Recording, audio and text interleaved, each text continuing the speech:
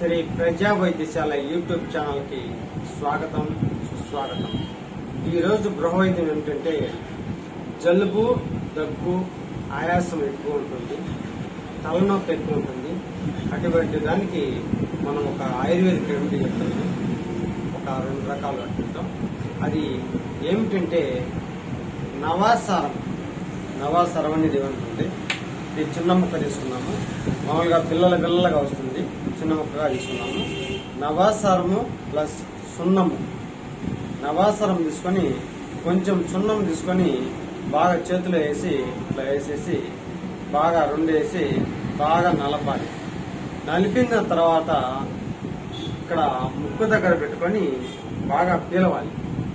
పీలిస్తే ఆ లోపల ఆ కప్పంలోకి పోయేసి ఆ తుమ్ములు వచ్చేసి ఈ తల దగ్గర ఇక్కడ నీరు ఉంటుంది, ఆ నీరు ఈ సైంటిస్ అవన్నీ తప్పి ఆ తలనొప్పి అనేది బాగా తగ్గిపోతుంది।